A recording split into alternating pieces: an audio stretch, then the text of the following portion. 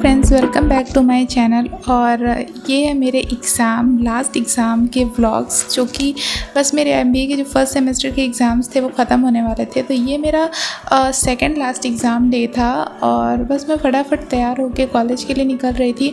और जैसा कि मैंने बताया था, क्योंकि वहाँ पे फ़ोन अलाउड नहीं होता है, इसलिए मैं फ़ोन लेके ही नहीं जाती हूँ, क्योंकि फिर गेट के बाहर रखना होता है, सो मुझे रिस्क नहीं लेना होता है। सो मैं वहाँ के क्लिप्स इसलिए आपके साथ शेयर नहीं कर पाती हूँ। सो फटाफट बस तैयार हुई और मेरा वो ऑयल डे था। आई थिंक पढ़ने में इतनी बिजी थी कि मुझे ध्यान ही नहीं पड़ा। काफ़ी मेरे बालों में तेल थे, सो आई थॉट कि चलो फ्रेंच ब्रेड बना लेती हूँ, वो अच्छे भी दिखते हैं, स्मार्ट लुक आता है और गर्मी भी नहीं लगती है। सो अभी तो गर्मी काफ़ी बढ़ भी चुकी है, सो बस फटाफट चलते हैं। इसलिए मैंने फुल स्लीव पहन लिया था, क्योंकि बहुत धूप निकलती है निकलते वक्त कॉलेज से। और फिर बस एग्ज़ाम दी, आई आराम की। शाम में खाई ये चाट जो भैया ने लाई थी मेरे लिए, यहाँ की बनारस की फ़ेमस है टिक्की एंड टमाटर चाट, जो बहुत टेस्टी लगती है। मेरा हैप्पी डांस तो ऑफ कोर्स बनता ही है कुछ भी मैं अच्छा खाऊं। आई थिंक दीज डेज ना food is being your happy thing to make you happy. Anyways, चलो फिर उसके बाद से पढ़ाई स्टार्ट की और उसके बाद से थोड़ा सा अपने आप को ट्रीट दिया और आइसक्रीम खाई।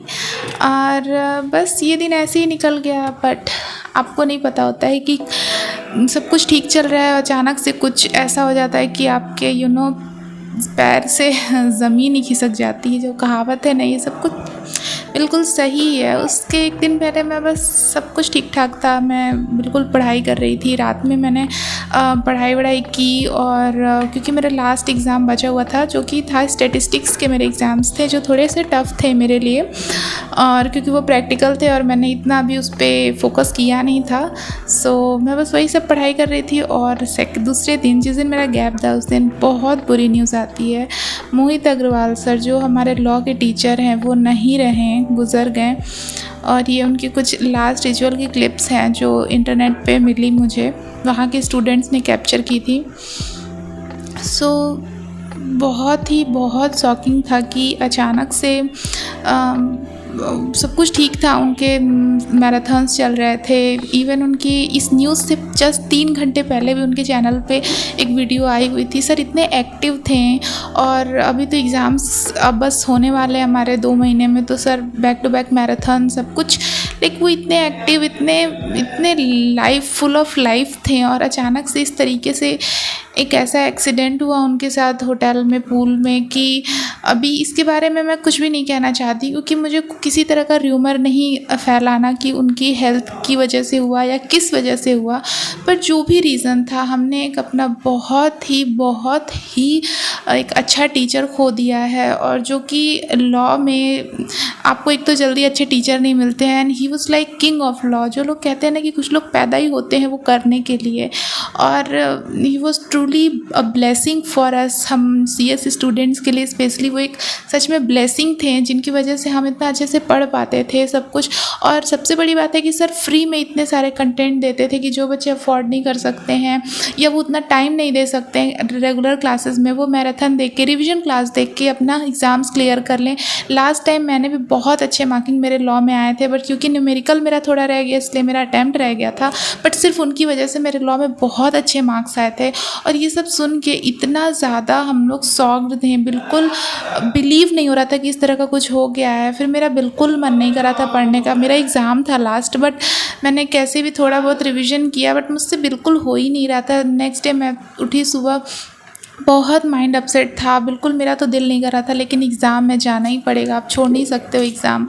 पर बहुत बुरा लग रहा था। ऐसा लग रहा था कि एक तो कोई मोटिवेशन नहीं है लाइफ में, और इतनी बड़ी मोटिवेशन हम सब की लाइफ की हमसे ऐसे छिन गई। और मैं मतलब हम सब बिल्कुल सदमे में थे, कोई विश्वास ही नहीं कर पा रहा था। काफ़ी टाइम हमें लग गया सिर्फ इसको रियलाइज़ करने में कि सच में ऐसा हुआ है। और मुझे तो सच में जब उनके चैनल पे शाम को जब ये ऑफिशियल न्यूज़ उनके चैनल पे आई, तब जाके मुझे सच में बिलीव हुआ कि ऐसा कुछ हो गया है। और अभी भी मैं ये चीज़ बोल रही हूँ तो मुझे इतना अजीब लग रहा है। Really hats off to those both women. Sir की सिस्टर एंड उनकी वाइफ आई 3-4 दिन बाद लाइव चैनल पे और उन्होंने बातें की हमसे वो दुख बाँटा। और सच में जो कहते हैं ना कि वुमेन्स आर वेरी स्ट्रॉन्ग, सच में वो बहुत स्ट्रॉन्ग हैं दोनों। लाइक इतनी बड़ी बात होने के बावजूद वो लोग लाइव आई हमारे साथ, हमसे बात की, हमें बूस्टअप किया कि नहीं हमें पढ़ना चाहिए। हमारा जो एक रिस्पॉन्सिबिलिटी है, जो सर का विज़न था कि सब बच्चे अच्छे से पढ़े, सबके रिज़ल्ट्स अच्छे से आएँ, तो अब ये टाइम है अच्छे से पढ़ने का और सर को पे ऑफ करने का अपने रिज़ल्ट के थ्रू। तो मैंने भी बस अपने आप को चीयर अप किया और ये सारी क्लिप्स बहुत टाइम बाद किया। लाइक उस न्यूज़ के लगभग 1 हफ़्ते बाद फिर मैंने थोड़ा-सा अपने रूटीन में आना स्टार्ट किया, अपने आप को चीयर अप करने की कोशिश की और बस फिर पढ़ाई में लग गई हूँ। क्योंकि सच बात है, जो सर का एक विज़न था हम सबको लेकर कि हम सब बहुत अच्छे से पढ़ाई करें, एक अच्छा रिज़ल्ट ले आ सकें, तो बस मैं भी अपने आप को चीयर अप कर रही हूँ। और लाइफ़ है, चलती रहती है, हमें आगे बढ़ना पड़ता है उस दुःख के साथ, उस लॉस के साथ अपने मन में रख के। बस इसके बाद से मैं अपने आप को थोड़ा-सा रूटीन अप कर रही हूँ, थोड़ा-सा टीवी देखा, मूवी देखी एक दिन और अपने आप को बस चीयर कर रही हूँ। और यहाँ पे बस मैं कर रही हूँ ऑयलिंग, थोड़ा-सा अपने आप लोगों से बात कर रही हूँ, कोशिश कर रही हूँ अपने आप को थोड़ा-सा चीयरफुल करने का, क्योंकि आप उतना अपसेट माइंड में आप पढ़ भी नहीं सकते हो और थोड़ा-सा अपने आप को मोटिवेट करने का। बस एक रिलैक्सिंग सी ऑयलिंग की और अब हम फिर से बैक टू स्टडी हो जाते हैं, क्योंकि हमें बहुत पढ़ना है। सीएस का सिलेबस इतना लेंदी होता है कि मुझे तो ऐसा लगता है कि हमारे लिए 24 घंटे भी बहुत कम होते हैं, इतना पढ़ना होता है।